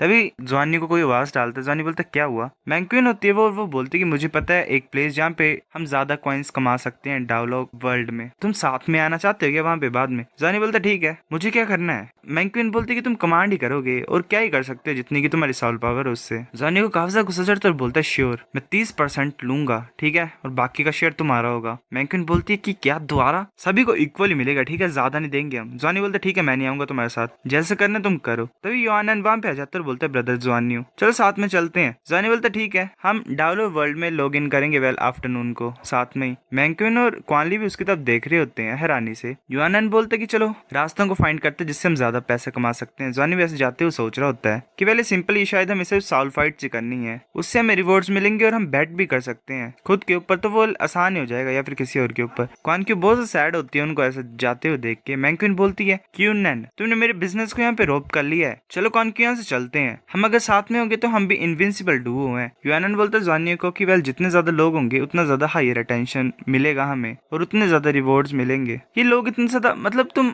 इतने ज्यादा कंफ्यूज क्यों हो रहे हो सिचुएशन में? वेल वही करते हैं जो मैंक्विन बोल रही है। जवानी बोलता है ठीक है मैंक्विन चल साथ में काम करते हैं और इक्वली डिवाइड करते हैं। मैंक्विन बोलती है कि बैजेस को तभी रिडीम करेगी जब फाइनल सेटलमेंट हो जाएगी। मैं यही होप करती हूँ कि तुम वेल अभी बोरो करने दोगे मेरे को इन सिग्मा को। जवानी बोलता है कि ठीक है। जवानी बोलता है कि जो बैजेस रिडीम है वो फाइनल सेटलमेंट के बाद करेंगे हम। मैं ये होप करता हूँ कि पहले तुम बोरो करने दोगे मेरे को बैजेस को, मैं डेफिनेटली नहीं रिटर्न कर दूंगा 3 मंथ्स में। पहले इसने सभी से बैजेस लिए थे इस टाइम पे। फिर वो बोलते कि ठीक है हम सब फाइन है इससे, तो वो फिर बोलता है कि ठीक है चलो। फिर ऐसे ही ब्लिंक ऑफ द आई में वेल थोड़े टाइम में टाइम पास हो गया। लांजवानी अपने ट्रेनिंग रूम में आया और स्टिमुलेशन कैबिन में चला गया। ऐसे उसने अपनी बॉडी रिलैक्स की और आइडेंटिफिकेशन कंप्लीट हो गई जो उसकी आइडेंटिटी की थी। जो डेट थी वो रिकॉर्ड हो गई मेन सर्वर में डोलो वर्ल्ड में। इतना ज्यादा टाइम नहीं लगा वेरिफिकेशन प्रोसेस को। इसका जो अकाउंट था वो लिमिटेड वर्जन से नॉर्मल वर्जन में कन्वर्ट हो गया। वो काफी सरप्राइज था क्योंकि उसने अपने आप को एंशिएंट सिटी में पाया था। पहले जो अकाउंट था उससे वो कुछ ही सिटीज में जा पाते थे, पर अब वो सभी में जा सकते हैं। फिर शर्क के कम्युनिकेटर को यूज करके उसने युआनन और लांजवानी, फिर ऐसे शर्क के कम्युनिकेटर को यूज करके युआनन और लांजवानी साथ में मिल गए। युआनन बोलते कि ब्रदर जवानी ये तुम्हारा फर्स्ट टाइम है ना कि तुम शर्क सिटी में आए हो, डूला वर्ल्ड में है ना? जवानी बोलता हाँ ये थोड़ा सा डिफरेंट फील हो रहा है। युआनन बोलता ऑफ कोर्स ये डिफरेंट है, शर्क सिटी जो थी वो हिस्ट्री में एक बार डिस्ट्रॉय हो चुकी थी। जो एंसेस्टर स्कूल के उनको काफी ज्यादा मुश्किल हुई थी मतलब इस शर्क एकेडमी को रिबिल्ड करने के लिए। वेल जितनी ज्यादा तबाही मची थी उससे। फिर हम बताया जाता है कि जो शर्क सिटी है उसके पास एक स्पेशल बैटलफील्ड है। वर्चुअल डूला वर्ल्ड की क्रिएशन के बाद उसे प्रिजर्व किया गया स्पिरिट मास्टर को एक दूसरे के साथ वेल सीखने के लिए और उनकी एक्चुअल कॉम्बैट एबिलिटी को इम्प्रूव करने के लिए ये बनाया गया। फिर ऐसे जैसे युआनन वो बात कर रहे थे बाकी सभी वहां पे पहुंच के वेल क्वानकी और मैंक्विन वगैरह। युआनन बोलते चलते हैं और साइन अप करते हैं पहले। युआनन बोलता है कि जो अरेना ऑफ साउल्स है उसमें बिगेस्ट सोर्स पैसा कमाने का वो गैम्बलिंग ही है। कॉन्टेस्टेंट की बेट है वो खुद के ऊपर बेट लगा सकते हैं, तो इससे चीटिंग प्रिवेंट की जा सकती है। जवानी बोलता है कि रूल्स क्या गेम्स के? युआनन बोलता है कि जो रूल्स है वो सिंपल है, हर एक विक्ट्री पे वेल तुम्हें पॉइंट्स मिलेंगे। पर नेक्स्ट गेम में डेफिनेटली स्ट्रॉन्गर ओपोनेंट आएगा। अगर तुम ऐसे स्ट्रीक्स में जीतते रहोगे तो तुम्हें एक्स्ट्रा पॉइंट्स मिलेंगे और एक्स्ट्रा डूलाव कॉइन्स के एज अ रिवॉर्ड मिलेंगे। और यही सिचुएशन वेल हमें जीतना ही पड़ेगा, जितना ज्यादा हम जीत सकते हैं उतना ज्यादा अच्छा होगा। यूएनएन बोल रहा होता है ब्रदर जॉनियो, पहले तुम नाम सोचो टीम का क्या रखना है। जॉनी बोलता है चलो इसे फ्रीक टीम बोलते हैं। मैंकिन बोलते तुम कुछ ज्यादा लेजी हो। फिर ऐसे फ्रीक टीम ही रख दिया नाम उन्होंने और वो सक्सेसफुली रजिस्टर कर दिया उन्होंने। वो ज्यादा रिच भी नहीं थे, मतलब थोड़े से पुअर ही थे। उन्होंने 1000 डाउनलोड कॉइन्स को इकट्ठा किया और वो अपनी टीम के ऊपर उन्होंने बैट कर दिया। अगर वो हारेंगे तो वो सब कुछ को हार देंगे जितना भी था उनके पास, पर अगर वो जीतेंगे तो उन्हें सेम अमाउंट मिलेगा जितना उन्होंने बैट किया था। वेल 1000 तो 1000 मिल जाएगा उन्हें। फिर ऐसे में प्लेयर्स का रूम दिखाई देता है। जॉनी बोल रहा होता है कि क्या कोई दूसरी इनकम है क्या। यूएनएन बोलता है कि जो विनिंग टीम होता है उसे 10% जो होता है टोटल टिकट रिवेन्यू का वो एडिशनल रिवेन्यू मिलता है। वेल जितनी शायद इन्होंने टिकट खरीदी हो उसका 10%। लुफेंग बोलता है कि अगर कोई ऐसी टीम होगी जो हर बार जीतती रहेगी अरेना ऑफ साल्स में तो स्कूल ऐसे गरीब ही नहीं बन जाएगा। यूएनएन बोलता है कि तुम कुछ ज्यादा डीपली सोच रहे हो। हम फर्स्ट क्लास में है, हमारा जो विनिंग रेट है वो एक सर्टेन लेवल पे पहुंच जाएगा तो हम सीनियर्स के साथ भी फाइट करेंगे, हमें करने पड़ेगी उनके साथ जिनके पास तो बैटल आर्मर भी होंगे। वेल बैटल आर्मर जो एक तरह से आयरन मैन की सूट की तरह इन्होंने अभी नहीं बनाया है, वो सीनियर्स के पास ही होता है। जॉनी बोलता है कि यूएनएन तुम कितने ज्यादा टाइम वेल एक रो में जीत पाए हो। यूएनएन बोलते कि 7 बार जीता था मैं इंडिविजुअल मैचेस में, वेल एक ही रो में। फिर मेरे को 4 रिंग स्पिरिट मास्टर ने हरा दिया था अपने बैटल आर्मर के साथ। जॉनी बोलते मेरे पास अभी भी एक क्वेश्चन है, जितना हम बैट करेंगे वो ओपोनेंट की स्ट्रेंथ को वेल इफेक्ट करेगा जिसे हम मिलेंगे बाद में। यूएनएन बोलता है कि नहीं वैसे तो, पर शायद तब हो सकता है जब कुछ ज्यादा ही हम अमाउंट को बैट कर दें। जॉनी बोलता है कितना ज्यादा। यूएनएन बोलता है मुझे पता नहीं, शायद 1 लाख या फिर 10 लाख। मैंकिन बोलते तुम इतने ज्यादा बेकार से क्वेश्चन क्यों पूछ रहे हो, हम अटैक क्यों नहीं कर लेते डायरेक्टली। जॉनी बोलता है कि मैं केयरफुली जॉनी बोलता है कि अगर हम केयरफुली कैलकुलेट करेंगे तो शायद इन 7 दिनों में हम इतना ज्यादा कमा लेंगे जो हमारी इमेजिनेशन से भी ज्यादा होगा। फिर ऐसे अनाउंसमेंट होती है कि फ्रीक टीम प्रिपेयर हो जाओ। वो ऐसे अरेना में आ जाते हैं। अनाउंसमेंट होती है कि जो फ्रीक टीम है उसकी फाइट होगी बेल एंड विसल टीम के साथ। वेल क्या ही नाम रखा दूसरों ने भी। ये 5 वर्सेस 5 होगी। अगर एक साइड डिस्ट्रॉय हो जाएगी तो ये गेम ओवर हो जाएगी। 10 सेकंड में स्टार्ट होते हैं, काउंटडाउन फिर स्टार्ट हो जाता है 10 9 8 7 ऐसे ही। जॉनी बोलता है कि ये तो कुछ ज्यादा खाली खाली नहीं है अरेना, और ऊपर से बेल और विसल टीम इनका नाम तो कुछ ज्यादा अजीब है। तो वो जो दूसरी टीम के ओपोनेंट्स भी आ जाते हैं। एक बोल रहा होता है कि एक ग्रुप जिसमें छोटे बच्चे हैं, बच्चे भी कंपटीशन में पार्ट ले रहे हैं, क्या तुम अपने पैसों के यहाँ पे वेस्ट कराने लगे हो, गिव अप कर दो जल्दी से। फिर मैं इनवाइट करूंगा तुम्हें आइसक्रीम खाने के लिए। हम $100 कॉइन्स को बेट करते हैं। यूएनएन गुस्से से बोलता है कि हमारी एज में क्या गलत है। जॉनी उसे रोक लेता है और बोलता है कि तुम तीनों मूव मत करना, ठीक है। मैं ये सस्पेक्ट करता हूँ कि जो रूल है जिससे नेक्स्ट ओपोनेंट डिसाइड होता है वो हमारी साउल रिंग की एज से रिलेटेड है। अगर हम ज्यादा अपनी स्ट्रेंथ को एक्सपोज नहीं करेंगे और नेक्स्ट गेम के लिए वेट करेंगे तो ज्यादा अच्छा होगा, तो फ्यूचर के ओपोनेंट्स थोड़े कम स्ट्रॉन्ग आएंगे। फिर ऐसे जॉनी लुफेंग को आगे की तरफ भेजता है। वो अपनी वेन को उसको बांध देता है, वो आगे की तरफ जा रहा होता है। जो बेल टीम का एक बच्चा होता है वो बोलता है क्या तुम्हारी इतनी हिम्मत। जॉनी अपने आइस क्रिस्टल्स को आगे की तरफ भेज रहा होता है। वो जो लीडर होता है वो उसे डोज करके आगे की तरफ आ रहा होता है। वो लुफेंग के पास ही पहुंच गया होता है। लुफेंग आगे की तरफ देखता है। लुफेंग अपने स्पेयर से अटैक करता है। वो बोलता है कि बच्चे तुम मेरे को हर्ट नहीं कर सकते हो। वो बड़ी मुश्किल से डोज करता है। वो बोलता है सही नहीं है, मुश्किल से बचाऊं मैं। फिर वो ऐसे पीछे जो बाकी टीम होती है वो गिर रही होती है क्योंकि जॉनी के आइस क्रिस्टल ने एक आइस लेयर फॉर्म कर दिए थे ग्राउंड के ऊपर। एक बोल रहा था मेरे को सपोर्ट करना पड़ेगा साथ तुम सभी को, ये जो ग्राउंड है कुछ ज्यादा स्लिपरी है। फिर ल्यूफेंग अपने स्पेयर को द्वारा पकड़ता है और सभी को मार देता है। जो मेन फोर्स थी बेल और विसल टीम की वो ऐसे इंस्टेंटली मारी गई। इस बैटल के बारे में वेल कुछ बोल नहीं सकते। ल्यूफेंग अकेला आ गया था और अपनी सुपर फास्ट स्पीड से 12 सेकंड में उसने अपने सारे ओपोनेंट्स को हरा दिया। फ्रीक टीम जीतती यहाँ पे। ल्यूफेंग बोलता है क्या हम कंटिन्यू करें, मुझे लगता है कि कोई प्रॉब्लम होगी, हमारी टीम को 7 टाइम जीतना है कि रो में, है ना। जॉनी तो वेट करो, ये तो सिर्फ बिगनिंग है, कोई जरूरत नहीं है रश करने की। ल्यूफेंग तुम फर्स्ट जाओगे, ठीक है, 1-on-1 मैच करना। इस फाइट में हमें जीतना ही पड़ेगा। ये तुम्हारा 1-on-1 मैच है, इसमें शायद जो तुम ओपोनेंट फेस करोगे उसके पास भी सेकंड रिंग की होगी क्योंकि तुम्हारे पास भी सेकंड रिंग है। पहले ऐसा शायद कि एक एक करके फाइट करना है इन्होंने मैचेस में। पहले डिफरेंट मैच है, मतलब इसमें सिंगल सिंगल भेज रहा है जॉनी। मैंक्विन बोलती है कि हम इसे क्यों खेलने दें, वो ज्यादा ऑडियंस को अटैक नहीं कर सकता है। कॉन्क्यू मैंक्विन के कान में बोलती है कि ये श्योर विन है, वेल पक्का जीतेगा। तो ऑफ कोर्स जो गेम की डिफिकल्टी है वो रिड्यूस हो जाएगी जितना ज्यादा हो सके, और उसके बाद फिर ज्यादा गेम्स होंगी। मैंक्विन बोलती है अच्छा ऐसी बात है।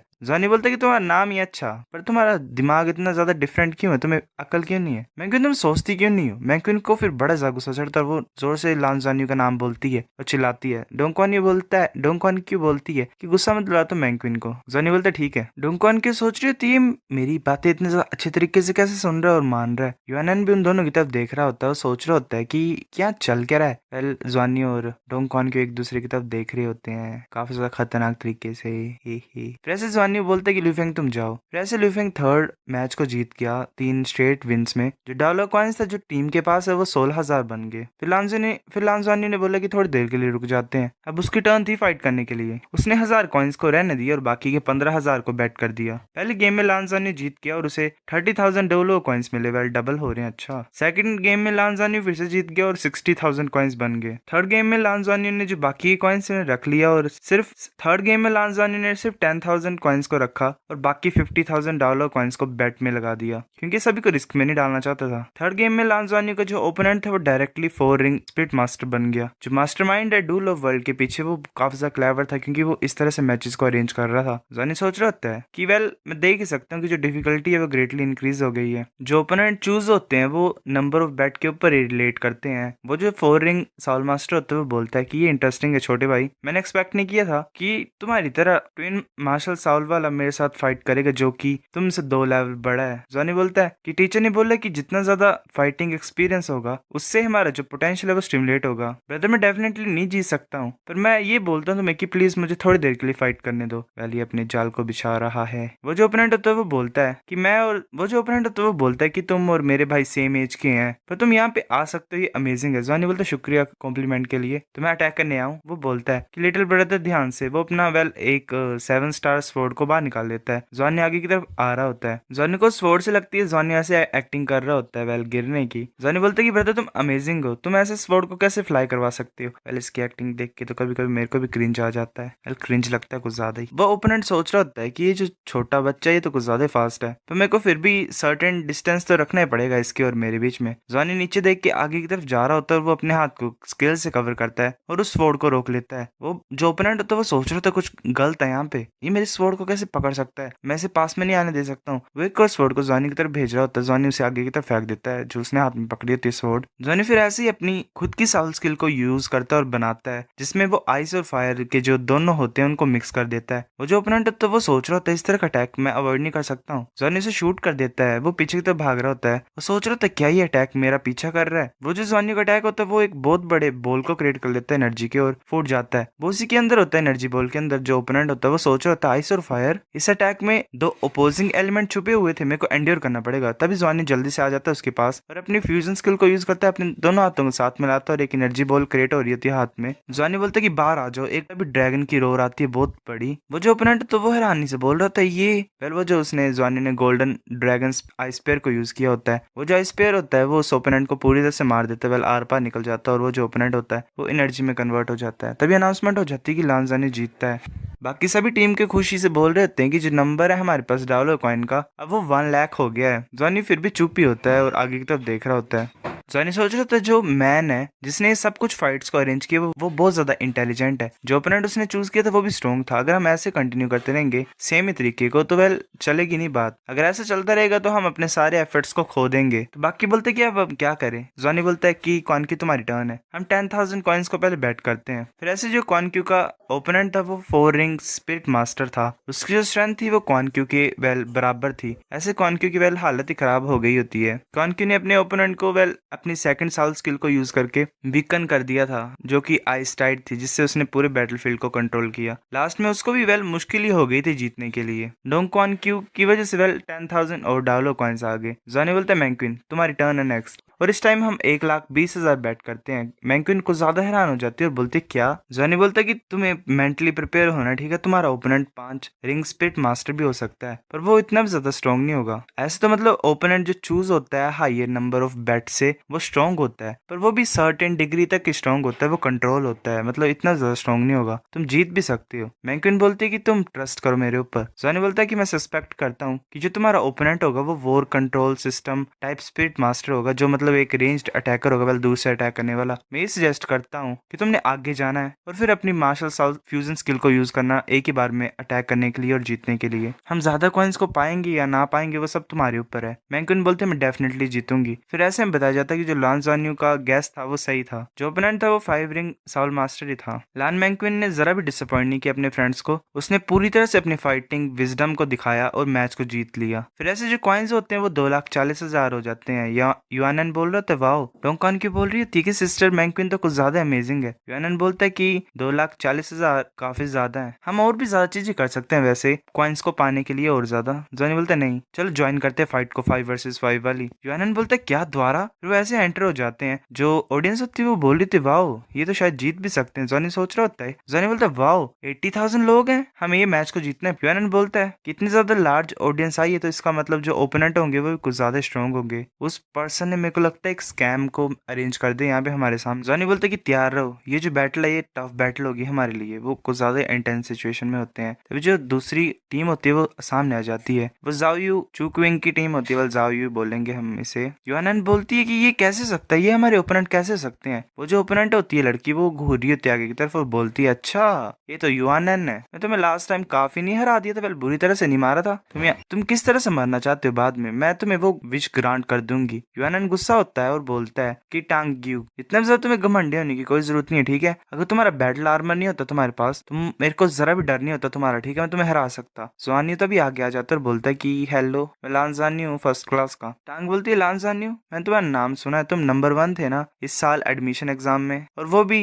बेकार सी 2 रिंग्स के साथ, तुम्हारी जो क्वालिटी है वो कुछ ज्यादा लो है। यूएनएन को और ज्यादा गुस्सा चढ़ता है और वो बोलता है कि तुम, जॉनी बोलता है कि हाँ हम वीक हैं, तो क्या तुम हमें थोड़ी सी दया दिखा सकते हो, हम कुछ कंपनसेशन भी तुम्हें पे कर देंगे वेल इसके अगेंस्ट में, इसके बदले। मुझे पता है कि नए स्टूडेंट्स होना इतने ज्यादा आसान नहीं, क्या तुम हमें थोड़ा सा रिलीफ दे सकते हो। बिग सिस्टर हमने 50,000 कॉइन्स को बेट किया है। जो टांग होती है वो बोलती है कि मैं भी करना तो चाहती हूँ, पर तुम्हारी टीम में यूएनएन है तो मैं ऑफ कोर्स तुम्हें ऐसे नहीं जाने दूंगी। जॉनी बोलते बिग सिस्टर अगर हम इस मैच को जीत जाएंगे तो हम $50,000 कॉइन्स को एक्सचेंज कर सकते हैं, जो कि वेल शर्क के बैजेस तक होता है, हमें 50 बैजेस मिल जाएंगे एक्सचेंज में, हम इतने अमाउंट तुम्हें दे सकते हैं, क्या तुम मानोगे हमारी डील को। टांग बोलती कि वेल तुम कुछ ज्यादा अच्छे हो, पर अगर ऐसी बात तो मेरे पास और भी ऑप्शन है। जॉनी बोलते बताओ तो। टांग बोलती कि कुछ रूल्स हैं बैटल स्पिरिट मास्टर्स के लिए इस अरीना ऑफ सोल्स में, अगर दोनों पार्टीज एग्री करती हैं तो हम बैट के अमाउंट को भी इंक्रीज कर सकते हैं। अगर तुम और हम डबल कर देंगे बैट को तो हमारी जो टीम है वो बैटल आर्मर को यूज नहीं करेगी। इस तरीके से हम तुम्हें चांस दे सकते हैं जीतने के लिए, और हम अपने फैंस को भी डिसअपॉइंट नहीं करेंगे, और अगर तुम जीतोगे या हारोगे वो तुम्हारी एबिलिटीज के ऊपर ही डिपेंड करता है। यूएनएन बोलता है कि तुम्हें इतने ज्यादा इंपल्सिव होने की जरूरत नहीं है। टांग बहुत ज्यादा गुस्सा हो जाती है और बोलती है कि मैं दोबारा बोलती हूँ तुम्हें हिम्मत है इंपल्सिव, जब तुम्हारे फादर ने मेरी मदर को बुली किया था तब की सिचुएशन को तुम कैसे भूल रहे हो, वो ज्यादा नहीं था, पहले शायद कुछ बहुत बड़ा हुआ उनके बीच में। यूएनएन बोलता है कि ब्रदर जॉन्यू मैं प्रॉमिस करता हूँ मेरे को चाहे हार्ड वर्क ही क्यों ना करना पड़े, मैं डेफिनेटली इसे हराऊंगा। मैंक्विन बोलती है वेल ये तो कुछ ज्यादा ही कूल था, इसे वेल कुछ ज्यादा ही गुस्सा चढ़ा और ये कुछ ज्यादा पुश कर रही है अपने आप को।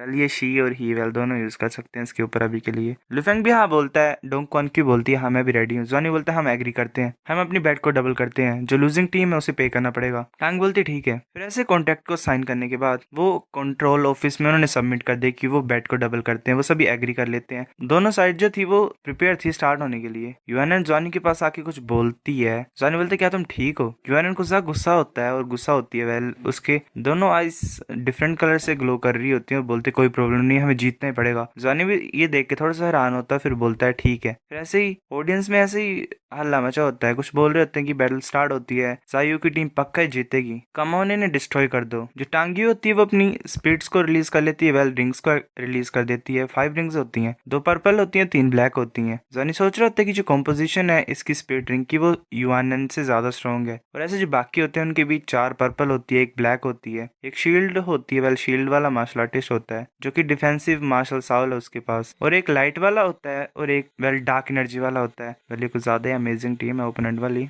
जो लाइट वाला होता है उसने एक लाइटनिंग बॉल क्रिएट किया होता है, और जो डार्क वाला होता है उसे डार्क ओरा कवर कर रहा होता है। जॉनी सोच रहा होता है कि इन दोनों के पास कुछ ज्यादा रेयर मार्शल साउल्स हैं और वो भी टॉप कैटेगरी की हैं, ये स्ट्रॉन्गेस्ट 3rd ईयर की टीम हो सकती है एंटायर शर्क एकेडमी में। टांग बोलती है कि इनकी टीम कैप्टन के पास सिर्फ 2 ही साल रिंग्स है क्या, एक के पास 5 रिंग्स हैं, एक के पास 4 हैं, एक के पास 3 है और एक के पास 2 है, इनकी हिम्मत कैसे हो रही है हमसे फाइट करने के लिए। टांग की ऑर्डर कर देती है और बोलती है आगे की तरफ जाओ। जॉनी बोलता है कि इनकी मूवमेंट्स को ध्यान से देखना, ठीक है, और मतलब टैक्टिकल अटैक्स करना। जॉनी अपने दोनों हाथों को आगे की तरफ कर देता है और उसकी जो वेन्स टाइप होती है वेल ब्लू सिल्वर ग्रास वो मैंक्विन को कवर कर लेती है। मैंक्विन ऐसे एक स्नो के अटैक को यूज करती है और वेल स्नो कवर कर रही होती है रेना को। तभी यूएनएन का एरो जा रहा होता है आगे, तरफ वो टांग के पास जाता है, टांग उसे ऐसे डिस्ट्रॉय कर देती है अपने अटैक से। वो बोलती है क्या तुम काइट को उड़ाने की सोच रहे हो यहाँ पे। वो फिर ऐसे ही जो लाइट वाला होता है वो लाइटनिंग बॉल को यूज करता है, और टांगी होती है वो भी अपनी एनर्जी को यूज करती है, कोई डिवाइन अटैचमेंट नाम की। जो एनर्जी वाला होता है ब्लैक वेल डार्क एनर्जी वाला, वो एक डार्क बॉल को क्रिएट करता है और वो ऐसे मॉन्स्टर्स को क्रिएट कर रहा होता है अपनी डार्क एनर्जी से। वो जो मॉन्स्टर्स होते हैं वो ऐसे स्नो की तरफ जा रहे होते हैं, यूआनएन के जो एरोज होते हैं उन्हें लग रहे होते हैं। जो ऑडियंस में बैठे इंसान होते हैं, एक बोल रहा होता है उनमें से, बोल रही होती है कि मैंने एक्सपेक्ट नहीं किया था कि ये टीम इतना ज्यादा लंबा रह सकती है। दूसरा बोलता है कि मैं ये सोच रहा था कि ऐसे इंस्टेंट में हार जाते। टांग बोलती है कि इतना बुरा नहीं है, पर जो वार्म अप वर्कआउट है वो कंप्लीट होता है, इन्हें हरा दो। तभी लूफेंग में दिखाया था वो ऐसे होता है उसमें अंदर। तभी जो वो लाइट वाला होता है दूसरी टीम का, वो अंदर एंटर हो जाता है स्नो में। वो अपनी लाइट को यूज करता है, जो डार्क वाला होता है वो अपनी डार्कनेस को यूज करता है। जो लाइट वाला होता है वो अपने हाथ को डार्कनेस वाले के साइड में करता है। वो दोनों अपने हाथों को मिलाते हैं, उन दोनों की एनर्जी मिक्स हो रही होती है, एक वेल एंजल टाइप ही फॉर्म हो जाती है उन दोनों के पीछे। एक ऑडियंस वाला बोलता है कि इन्होंने सच्ची कर दिखाया, जायो की टीम ने डेडली कंबाइंड अटैक यूज किया, ये तो मार्शल साल फ्यूजन है। फिर ऐसे ही वो ब्लेंडिंग हुई काइंड और इविल की, कोलिजन हुई लाइट और डार्कनेस की। उनकी मार्शल साल फ्यूजन स्किल थी वो angel of the universe. Well वो जो एंजल टाइप फॉर्म हुई होती है वो एक उसका विंग ब्लैक होता है और एक गोल्डन होता है। जॉनी सोच रहा होता है क्या ये भी दो ओपोजिंग एलिमेंट्स की पावर है, इस पावर को तो हम अंडर एस्टिमेट ही नहीं कर सकते हैं। टांग भी सोच रही होती है कि मैं अपने एनिमी को कभी भी अंडर एस्टिमेट नहीं करूंगी। इनकी टीम के पास भी कोई ट्रम्प कार्ड होगा जो कि छुपा रहे हैं, पर ये मैटर नहीं करता कि किस तरह का इनके पास ट्रम्प कार्ड होगा। ट्रू पावर के सामने जितनी भी ट्रिक्स होती हैं वो ऐसे वेस्ट में जाती हैं। मैं तुम्हें दिखाना चाहती हूँ कि उस डिस्टेंस को बोलते हैं, वो आगे की तरफ मूव कर रही होती है और उसके पीछे वो एंजल टाइप शो हो रही होती है। पहले पैनल कूल है, तो आगे की तरफ ऐसे मूव कर रही होती है। हम बताया जाता है कि जो जाओयू की टीम थी उन्होंने एक ऑल आउट अटैक लॉन्च कर दिया था। उसके बाद एक सडनली बहुत खतरनाक सी आवाज सुनाई दी डिस्टेंट से थोड़ी सी। इसकी साउंड ऐसी थी कि कोई इंस्ट्रूमेंट टाइप बजा रहा है। टांग्यू जो थी वो कुछ ज्यादा अनॉयड हो गई थी इस साउंड को सुन के। उसके बाद उसने कुछ ज्यादा अजीब चीज को देखा। वेल वो डोंगक्वान क्यू की एबिलिटी होती है, एक क्रेचर टाइप उसकी तरफ घूर रहा होता है टांग की तरफ। टांग ऐसे स्टन हो जाती है। तभी एक अटैक पीछे की तरफ जाता है। टांग पीछे से हैरानी की तरफ देख रही होती है, सोच रही होती है एंजल फ्यूजन स्किल। वेल वो जो होता है लाइट वाला वो फ्रीज हो गया होता है और जो डार्क वाला होता है वो फ्रीज हो गया होता है। वो सोच रही होती है कि मेरा कनेक्शन कैसे लॉस्ट हो गया। वेल कनेक्शन तो लॉस्ट हो गई क्योंकि वो दोनों फ्रीज हो गए होते हैं। वो जो एंजल होती है वो डिसअपियर हो जाती है, टूट जाती है। टांग हैरानी से सोच रही होती है क्या, तो वो जो एंजल वाले अटैक होते हैं वो ब्रस्ट आउट होने लगता है, वेल एक्सप्लोड होने लगता है। जॉनी हैरान होता है, वो बोलता है कि ध्यान से, जो एंजलिक पावर वो एक्सप्लोड होने वाली है। तभी जो होते हैं डिफेंसिव वाले वो अपनी शील्ड को आगे की तरफ कर लेते हैं और उन्हें एक बैरियर टाइप कवर करता है जिससे वो वेल उस एनर्जी से बच रहे होते हैं। टांग भी उस एनर्जी में कवर अप हो जाती है। वो बहुत बड़ी एक्सप्लोजन होने वाली होती है और एक बहुत बड़ी एक्सप्लोजन होती है। टांग जल्दी से पीछे की तरफ मूव करती है और शील्ड के पीछे आ जाती है। वो कुछ फिर हैरान होती है, नोटिस करती है क्योंकि जो ज़्वान्यू की टीम होती है वो बिल्कुल उनके सामने होती है। वेल आगे से वो एनर्जी ब्रस्ट हो रहा होता है, वेल ब्लास्ट हो रहा होता है। पीछे ज़्वान्यू की टीम खड़ी होती है। मैंकुन स्माइल करती है, वो अपने इंस्ट्रूमेंट को बजाती है और वेल उसका जो फीनिक्स होता है वो बाहर आ जाता है। टांग काफी ज्यादा हैरान होती है। वो जो डिफेंसिव वाले होते हैं उसकी टीम के वो बोलते हैं यूगे डिफेंसिव को एक्सचेंज करो। वो जो उसका फीनिक्स होता है वो एक बहुत बड़ी एक्सप्लोजन को करता है। तभी यूआनएन के एरोस जाते हैं और उन दोनों मार्शल आर्टिस्ट के हेड में लगते हैं, वो दोनों मर जाते हैं। तभी हमें फिर वो सीन दिखाई जाता है जहाँ पे वो जो एंजल ब्रस्ट हुई होती है वहाँ पे एक बहुत बड़ा क्रेटर टाइप फॉर्म हो गया होता है। टांग को ज्यादा हैरान होती है, उसे कुछ समझ नहीं आ रहा होता है कि वेल चल क्या रहा है यहाँ पे। वेल कुछ ज्यादा घमंडी थे। ऑडियंस में एक बोल रहा होता है ये कैसे हो सकता है, ये क्या एक्सीडेंट था, ये बैटल स्टेट में पहुंच कैसे गई, 4 पीपल एलिमिनेट भी हो गए। वेल टांग ही बची होती है। मैंकुइन बोलती है हम लकी हैं। जॉनी बोलता है हाँ। जॉनी बोल रहा था कुछ ज्यादा स्ट्रॉन्ग थे, अगर वो एंजल वाला एक्सीडेंट नहीं हुआ होता तो हमें चांस ही नहीं मिलता जीतने का, हम हार जाते, लक हमारी साइड है। यूआनएन बोलती है कि ब्रदर जॉन्यू, टांग जो है वो कुछ ज्यादा स्ट्रॉन्ग है। जॉनी उसकी तरफ देख रहा होता है। टांग कुछ ज्यादा गुस्सा होती है, उसे थंडर कवर कर रही होती है। वो बोलती है तुम सभी को यहाँ पे मरना पड़ेगा। पहले कुछ ज्यादा खतरनाक लोग है। वो जैसे ऐसे बोल यूआनएन अपने एरो को निकाल देता है और बहुत ज्यादा एरोस को शूट कर रहा होता है टांग की तरफ। वो सारे एरोस टांग की तरफ जा रहे होते हैं। टांग अपने हाथ को नॉर्मली उठाती है और उन सभी एरोस को डिफ्लेक्ट कर देती है। वो एक वेल फ्लावर टाइप शील्ड को फॉर्म कर लेती है हवा में। जॉनी सोच रहा था किस तरह की एबिलिटी है इसकी, ये डिफरेंट एलिमेंट के अटैक लग रहे हैं, ये इतनी ज्यादा इजीली कैसे साथ में इसने बांधे हुए हैं वेल डिफरेंट एलिमेंट्स। वो जो अटैक्स होते हैं यूआनएन के वो उसकी शील्ड से लग रहे होते हैं। टांग बोलती है कि ये सब कुछ यूजलेस ही है। वो फिर अपने वो जो एलिमेंट्स वाली शील्ड होती है उसे फैलाती है और पूरे ग्राउंड में फैला देती है। उसकी वजह से विंड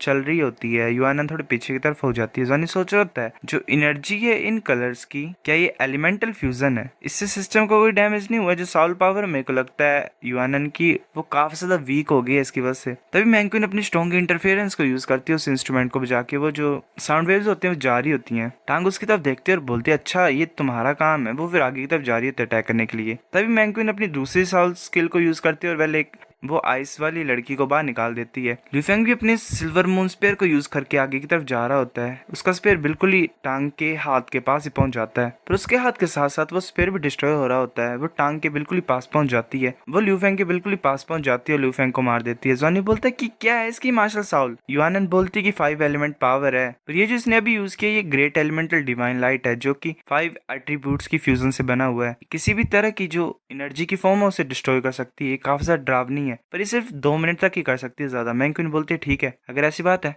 वो जो मैंक्विन की आइस वाली लड़की होती है वो एक स्वॉर्ड से अटैक करने लगी होती है टांग की तरफ। टांग अपने पंच को ऊपर की तरफ करती है और उस स्वॉर्ड को डिस्ट्रॉय कर देती है और उस आइस वाली को डिस्ट्रॉय कर देती है। मैंक्विन बोल रही थी इसने कुछ ज्यादा आसानी से नहीं डिस्ट्रॉय कर दिया। तभी टांग जल्दी से वहां पे पहुंच जाती है और उसकी इंस्ट्रूमेंट को तोड़ देती है और उसे टच करती है। तभी एक थंडर ऊपर से गिर रही होती है टांग की तरफ। टांग अपने हाथ को ऊपर की तरफ उठाती है और उस थंडर को भी डिस्ट्रॉय कर देती है। उसने वो थंडर दूसरे हाथ से रोकी होती है। जिस हाथ से उसने मैंक्विन को टच किया होता है वो मैंक्विन को उससे मार देती है। डोंगक्वान की बोलते सिस मैंक्विन। टांग आ रही होती है आगे की तरफ और बोलती है 20 सेकंड बचे हुए हैं, वो काफी है तुम्हें मारने के लिए। वो फिर बोलती है काफी है। वो फिर जल्दी से आ रही होती है युआनन की तरफ। तभी जॉनी बोलता है तैयार रहो। जॉनी अपने दोनों हाथों पर एनर्जी लाता है और युआनन को टच कर देता है शोल्डर्स के ऊपर। जॉनी बोलता है कि जीतना और हारना ये सब तुम्हारे ऊपर डिपेंड करता है। जॉनी की दोनों एनर्जीज उसके अंदर एंटर कर रही होती है। इसने क्वानक्यू के अंदर ऐसा किया था ट्राई, और तुम्हें पता ही है फिर उसके पास वो क्रीचर आइज वाला अटैक आ गया था जिसकी वजह से वो सब चीजों को फ्रीज कर सकती है। तो वो जो एनर्जी होती है वो युआनन की बॉडी में जा रही होती है। युआनन की बॉडी में कुछ चेंजेस आ रही होती है। दो स्ट्रेंज तरह की पावर कुछ ज्यादा खतरनाक तरीके से युआनन की बॉडी में घूमने लग पड़ी। उसको बहुत ज्यादा दर्द हुई। उसे ऐसी फीलिंग आई कि उसकी जो सोल है उसे कुछ ज्यादा ही बार स्टैब कर दिया गया किसी वेपन से। वो दोनों एनर्जी होती है वो उसे बहुत खतरनाक तरीके से हिट होती है। उसके हाथ में जो एरो होता है वो भी ग्लो करता है और वो गायब हो जाता है। कुछ विंग्स टाइप अपेयर होते हैं, वो युआनन की बॉडी के पीछे आ रहे होते हैं। उसकी बॉडी के पीछे से कुछ बैक से एनर्जी टाइप बाहर की तरफ निकल रही होती है। उसकी बॉडी में काफी ज्यादा मेजर चेंजेस आ रहे होते हैं। सोनी सोच रहा होता है कि इसकी बॉडी चेंज होगी दोबारा। युआनन ग्लो कर रहा होता है, उसके पीछे 4 विंग्स आगे होते हैं फेरी वाले। टांग सोच रही होती है क्या मैच्योर हो गए। वो सोच रही होती है कि मेरे को बैड फीलिंग आ रही है इससे, मेरे को पहले फास्ट तरीके से हराना पड़ेगा। वो आगे पंच करने के लिए जा रही होती है। तभी युआनन नॉर्मली अपने हाथ को ऊपर की तरफ उठाता है और एक एनर्जी बॉल को फेंकता है आगे की तरफ, और उससे टांग पीछे की तरफ मूव कर रही होती है। मतलब उड़ जाती है। वो फिर अपनी बो को बाहर निकाल लेता है जो कि बहुत बड़ी होती है। वो आगे की तरफ घूर रहा होता है। वो अपने हाथों को नॉर्मली ऐसे हवा में मूव करता है। एक एरो टाइप अपेयर होने लग पड़ता है। टांग सोच रहे थे क्या मेरी बॉडी मूव नहीं कर पा रही है, ये हुआ क्या मेरे साथ। शायद ये हो सकता है कि इस पर्सन की मार्शल साउल दूसरी टाइम अवेक हुई है। टांग ऐसे अपने एरो को छोड़ देता है। वो ब्लैक एंड व्हाइट वाला सीन हो गया तो कुछ ज्यादा कम टाइम में हो रहा है ये, तो ऐसा दिखा रहे हैं। टांग ऐसे बैठी होती है, वो हिल नहीं पा रही होती, तब वो डिस्ट्रॉय हो जाती है। वो एरो शो भी नहीं होता और टांग को लगता है और टांग गायब हो जाती है। तब वो मैच जीत जाते हैं। ऑडियंस वाले कुछ ज्यादा हैरान हो जाते हैं और बोलते हैं क्या फ्री की टीम जीत गई। जो ये बैटल थी तो कम्प्लीटली अनप्रिडिक्टेबल थी, ये तो हमने एक्सपेक्ट ही नहीं किया था, ये तो कुछ ज्यादा अमेजिंग है। तभी जो युआनन की टीम है वो टेलीपोर्ट हो जाती है द्वारा अपने रूम में। जॉनी बोलते हैं कि युआनन तुम कैसे हो। युआनन तभी वहां से गायब हो जाती है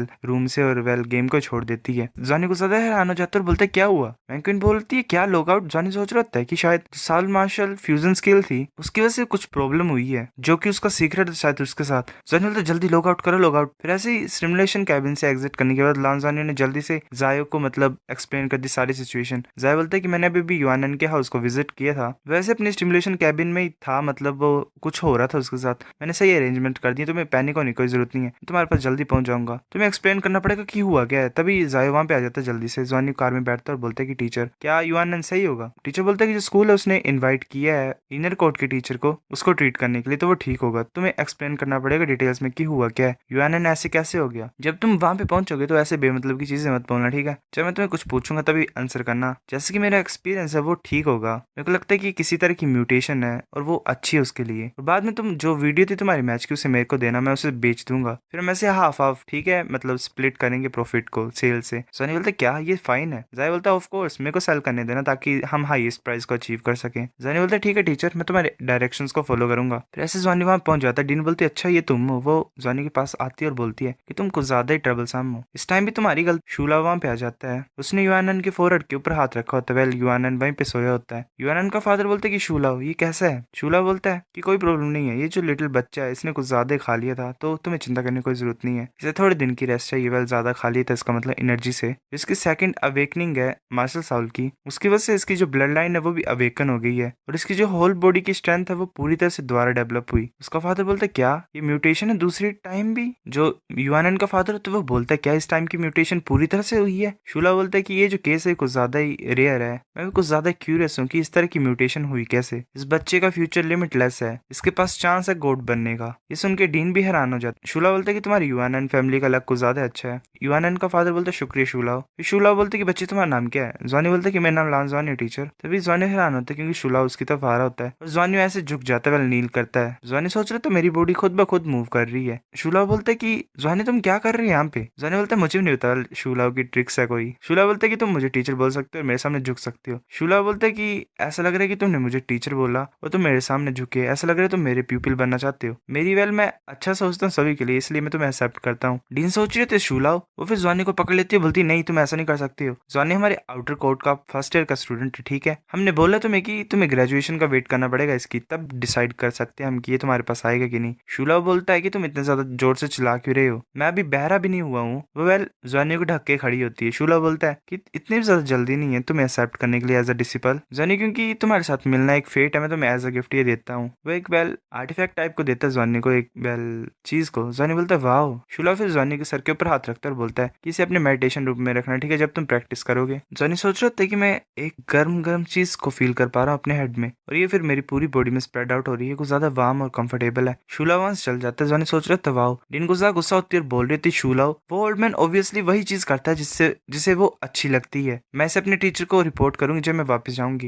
यूएनएन का फादर बोलते कि लिटिल चाइल्ड, मैं यूएनएन हुई का फादर हूँ, तुम हो वो ना जिसने हेल्प की है इसकी मार्शल साल को जनरेट करने के लिए और म्यूटेट कराने के लिए। मुझे बताओ कि सिचुएशन हुआ क्या था। जॉनी ऐसे एक्सप्लेन कर देता। डीन सोच रहे थे कि ये जो बच्चा है ये सिंपली मार्शल साल फ्यूजन स्किल मेकर है, मैं इस बच्चे को ले जा सकती थी, अपने पास रख सकती थी, पर उस इडियट के अंदर ये बच्चा, इसका फ्यूचर वेस्टफुल ही है ऐसे ही। यूएनएन का फादर बोलते कि चलो यूएनएन ठीक है, तो मैं ऐसे जाता हूँ, मुझे माफ कर दो। शुक्रिया और मुझे माफ कर दो डीन तुम्हें बोदर करने के लिए, तंग करने के लिए। फिर ऐसे जॉनी बाहर आ जाता है और बोलता है कि हम जीत गए और हमने 9,60,000 डॉलर कॉइन्स को मैनेज कर लिया कलेक्ट करने के लिए। मैंकन खुशी से बोलती है हाँ हमने वो टिकट सेल्स वाला भी पा सकते हैं रिवेन्यू, तो हमें पता नहीं अभी हमें कितना मिलेगा। जॉनी बोलता है कि टीचर साहब ने बोला है कि वो हमारी मैच की वीडियोस को भी सेल करेंगे, उसकी वजह से हमें हाफ और ज्यादा प्राइस मिलेगा। तो ये सिचुएशन ठीक है ना, कोई प्रॉब्लम तो नहीं है। मैंकविन और वो सब बोलते हैं कि कोई प्रॉब्लम नहीं है। फिर ऐसे जो टोटल फ्री टीम का बैलेंस था वो 10,20,000 हो गया। वो कुछ ज्यादा खुश होते हैं, वो बोल रहे होते हैं कि ऐसे तो 2-2 लाख सभी को मिल ही जाएगा, ये तो ग्रेट है। फिर ऐसे मिलान जॉनी का हॉस्टल दिखाई देता है। जॉनी सोच रहा होता है कि ऐसे तो हम लास्ट में जीत गए, पर अगर वो एक्सप्लोसिव अटैक नहीं होता, वो जो डार्कनेस स्पिरिट का था, तो हम जीत नहीं पाते, हमारे पास कोई चांस ही नहीं होता जीतने का, क्योंकि जो स्ट्रेंथ का डिफरेंस था हम दोनों टीम्स के बीच में वो कुछ ज्यादा ग्रेट था। इसलिए मुझे जल्दी करना पड़ेगा और ब्रेक थ्रू करना पड़ेगा अपनी थर्ड रिंग में। जब मैं अपनी थर्ड रिंग लेवल तक पहुंचूंगा तो ज्यादा अच्छा होगा मेरे लिए। जॉनी फिर कुछ हैरान होता है, वो सोच रहा होता है कि वर्म सी फीलिंग कहाँ से आ रही है, ये तो वो आइटम है जो एल्डर ने मुझे दी थी। जो होल रूम है वो लाइट अप हो गया, वो जो लाइफ एनर्जी से कवर हो रहा होता है होल रूम। जॉनी सोच रहा था तो कुछ ज्यादा ही पावरफुल लाइफ एनर्जी है, ये तो सी गॉड लेक से भी फास्टर लग रहा है और ज्यादा स्ट्रॉन्ग है ब्लैक बैज से भी। जॉनी को पूरी वो लाइफ एनर्जी कवर कर रही होती है, वो जो चीज दी होती है शूलाओं ने, उससे लाइफ एनर्जी रिलीज हो रही होती है, जॉनी की बॉडी को कवर कर रही होती है। जॉनी सोच रहा होता है। फिर ऐसे में बताया जाता है कि लान जॉनी ने फाइंड कर लिया एक नया तरीका जिससे वो अपनी साउल पावर को इंक्रीज कर सकता है अपनी ब्लड लाइन की पावर से। बस लाइफ एनर्जी चाहिए उसे इस चीज को करने के लिए। इसकी कल्टीवेशन को ज्यादा फास्ट तरीके से इंक्रीज हो रही थी। जॉनी सोच रहा होता है कि इसका इफेक्ट कुछ ज्यादा अच्छा है, इसकी वजह से ज्यादा लाइफ एनर्जी आती है और लाइफ एनर्जी को एब्जॉर्ब करना भी आसान हो जाता है इसकी हेल्प से। जॉनी फिर ऐसे उठ जाता है रात का टाइम होता है। जॉनी सोच रहा था मेरी बॉडी से थकी थकी सी फील हो रही है, ऐसा लग रहा है कि मैंने कुछ ज्यादा लाइफ एनर्जी को एब्जॉर्ब कर लिया है। जॉनी फिर अपने बैंड को देखता है, हाथ के ऊपर उसे कॉल आ रही होती है। जॉनी बोलता है क्या क्वानली। क्वानली चिल्ला रहा होता है जोर से जॉनी।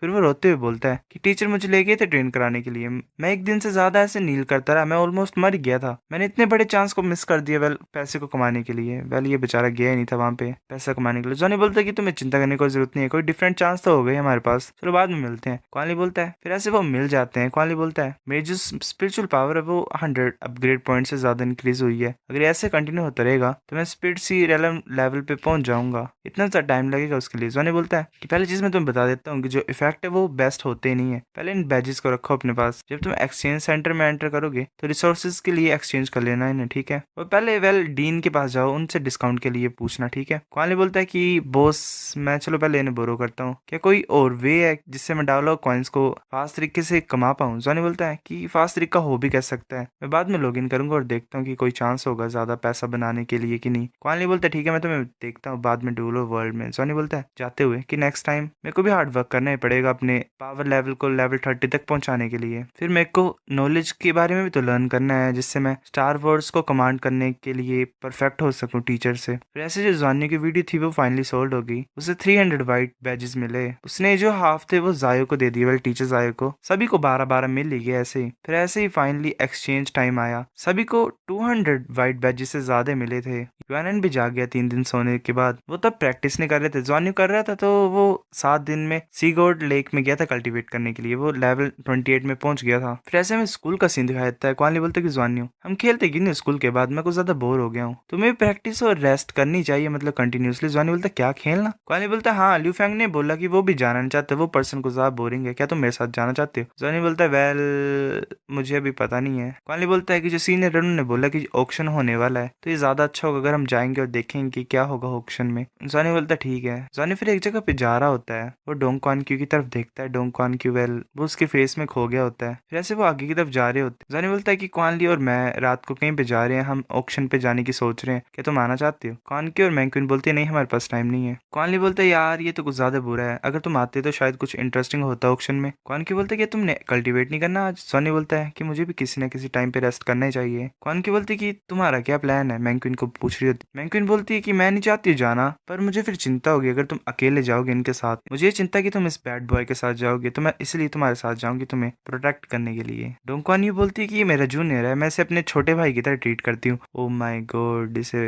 ब्रो जोन कर दिया। मैं जॉन्यू का पेन फील कर सकता हूँ, बिकॉज मैं भी हुआ था एक बार। वो बोलती है कि हम और कुछ ज्यादा यंग है, तुम ऐसे अज्यूम मत करते रहना, ठीक है? किसी तरह का की रिलेशन है हमारे बीच में। मैंक्विन बोलती है सुना तुमने क्या बोला कौन क्यों ने, वो तुम्हें अपना छोटा भाई समझती है, ज्यादा मत तुम सोचना, ठीक है? जॉनी बोलता है कि तो क्या हुआ, एक छोटा भाई अपनी सिस्टर से क्लोज नहीं होता है? जो शाम की क्लास है वो ओवर हो जाएगी, तो चलो साथ में चलते हैं। जॉनी फिर ऐसे ही कुछ ज्यादा तंग होता है, सोच रहा होता है छोटा भाई। फिर ऐसे शाम का सीन हमें दिखाई देता है। मैंक्विन बोलती है कि चलो चलते हैं। हम जा कहाँ पे रहे हैं? कॉनली बोलता है कि फूड कोर्ट में चलते हैं, पहले कुछ खाते हैं और अपने स्टमक को फील करते हैं, फिर वो ऐसे जा रहे होते हैं। कॉनली बोलता है वाओ ये तो स्ट्रीट फुल ऑफ फूड है, यहाँ पे वेराइटी ऑफ फूड स्टॉल्स हैं और स्नैक्स भी हैं, यहाँ पे तो कुछ ज्यादा ही है, ये तो मुश्किल है चूज करने के लिए। कॉनली बोलता है कि किसको चूज करूं मैं? कॉन की जॉनी की तरफ देख रही होती है, वो सोच रही होती है कि मेरे ओपिनियन में थोड़ा सा डिफरेंट क्यों फील हो रहा है। वेल तुमने इसे ब्रदर जोन किया है, तुम एक्सपेक्ट क्या कर रही हो? The fuck. फिर ऐसे एक रेस्टोरेंट में जाते हैं और बोलते हैं क्या कोई अच्छा फूड है यहाँ पे? तो ऐसे वो जो ओनर होता है वो बोलता है कि रोस्ट चिकन